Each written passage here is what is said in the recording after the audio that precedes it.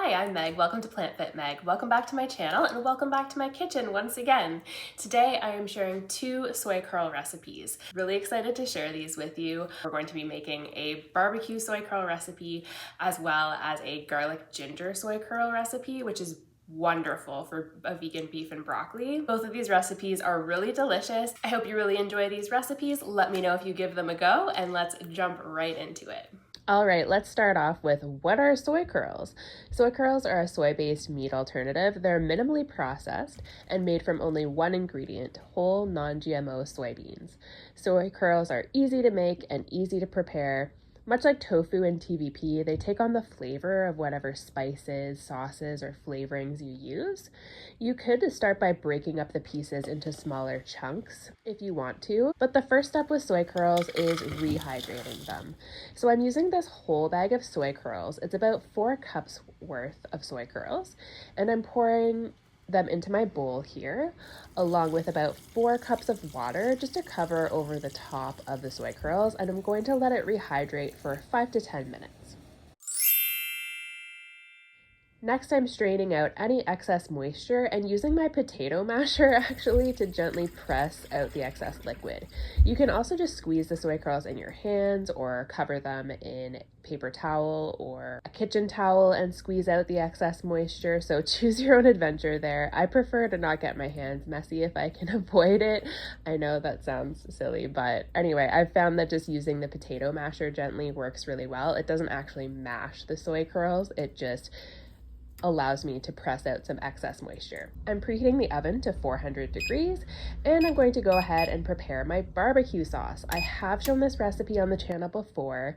It's an oldie but a goodie. It's easy to make and my whole family really enjoys it. If you prefer, you can also use a store-bought barbecue sauce, no problem. I will leave a timestamp in the corner that you can jump ahead if you want to skip the barbecue sauce recipe, but I do recommend checking it out and giving it a go, especially if you haven't tried it yet. So I'm starting off with 1 can of tomato paste, 4 teaspoons of smoked paprika, 1 teaspoon of cumin, 1 teaspoon of chili powder, 1/8 of a teaspoon of cayenne, 1/4 cup of apple cider vinegar, 1/4 cup of water, 2 tablespoons of molasses, 2 tablespoons of maple syrup, or you could also use a table syrup, date syrup, a sugar-free syrup, whatever you prefer. And optionally, you can also add 2 teaspoons of liquid smoke to add to the smoky flavor, but if you don't have it on hand, not to worry, you can skip that. I'm going to go ahead and mix this really thoroughly so that all of the ingredients are fully combined, fully incorporated, and I'm left with this delicious barbecue sauce. I will have leftover sauce after I am done with this soy curl recipe as well, so that I can use it to top the soy curls or use it for other purposes as I want to. So I find that that's a nice bonus. So the full bag of soy curls, once rehydrated, comes out to be about 5 cups worth. So I'm putting half of the soy curls in a bowl here. It's about 2.5 cups after rehydrating. And I'm adding half a cup of my delicious barbecue sauce. I'm going to go ahead and mix this really thoroughly so that all the soy curls are fully coated in the barbecue sauce. From here, you could pop them into a pan on the stovetop to warm them and they'd be ready to serve, but I prefer a bit of a crisper texture, so I'm going to pop them in the oven.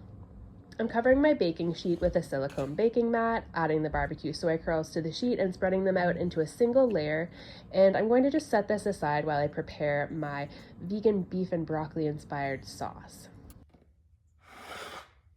So starting out this beefy, garlicky ginger sauce, I'm starting out with 1 teaspoon each of garlic powder, ground ginger, and red chili flakes.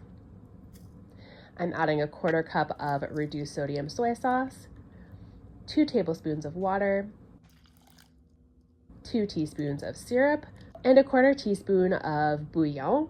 So if you have a concentrated bouillon, you can use that, or if you have better than bouillon, or if you have a cube, you could split it up and just use a little chunk of it. So again, I'm going to mix that really thoroughly. Another thing you can do with this is add cornstarch and mix it up on the stovetop to heat it and thicken it a bit. I'm not going to bother with that because I'm lazy. I try to keep it as simple as possible. So with this sauce, I'm not actually going to end up with much in terms of leftover. So I'm just going to pour this sauce completely over the soy curls and mix it really thoroughly, again, until completely coated. I have my second baking sheet here and I'm covering it with parchment paper, adding all of that delicious garlic ginger soy curls to my tray and spreading all the soy curls out evenly so that they cook evenly. Now I'm going to place both trays in the oven. As I mentioned previously, it's preheated to 400, and I'm going to pop them in the oven for 15 minutes.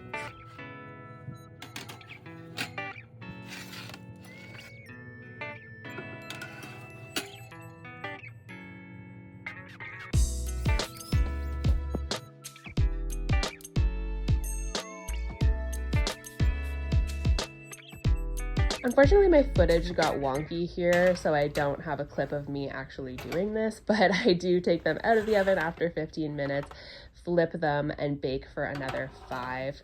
You could bake a little bit longer. I'd say choose your own adventure here. Do a little taste test, see if you like the texture. If you want it a little more crispy and a little drier, leave it in the oven a little bit longer, but I like to just bake for another 5 minutes after the original 15. Both of these recipes are amazing. With the barbecue soy curls, I love to make wraps and sandwiches or add them to a salad.